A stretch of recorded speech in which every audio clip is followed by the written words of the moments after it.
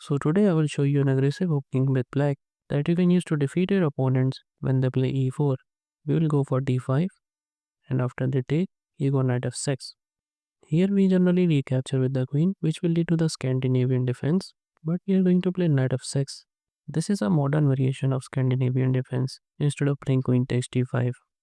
Now common responses are knight c3, c4 and d4. They can also play something like developing the bishop like this or even developing the knight. We will look at each of them one by one. First we will see knight c3, the most common. Well, it is a bad move because it doesn't do anything. You can just simply take, and after he takes, you take. Now the knight is gone, so your queen is in the center. This bishop will come out. You will push this pawn, then this bishop will come out. And black is very much active here.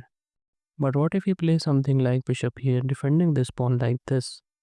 It's not defending because you can take, and after he takes, you take. And now you're attacking this pawn, so knight f3. And you can immediately put pressure here. And if he castle, you can take, and after he takes, you can take, and after he takes, he have created some weaknesses, which is better for black here. He might play a strong move which is c4. Then we are not going to play b5. We are going to play e6, trying to undermine his pawn. So after he takes, you can recapture d4, opening up his bishop. Then you can play bishop b4 check, knight c3. Then you can just go here attacking this knight. If knight e2, then you can simply capture this pawn, which is not that great. And if you try something like bishop d2, then you will capture this pawn. Knight f3 is a bad option because of queen takes f2 checkmate. So knight takes e4, but then you can take with check. He goes here, then you take this bishop, and after he takes, you take here. And now you're up a pawn. Therefore here you might try queen to d3, defending this way. Then you have bishop b5, threatening discover attack. He can try playing queen to e2, pinning the knight. But then you have knight c6. Now he can't take with this knight because of the pin. So f3 hits the knight.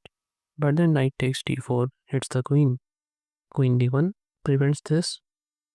But you go for knight takes c3. Then after he takes, you can take here to win the rook. But you can go for a stronger move knight c2. So king e2. But then you can give this check. And after he goes here, now you can just harass the king and grab the rook.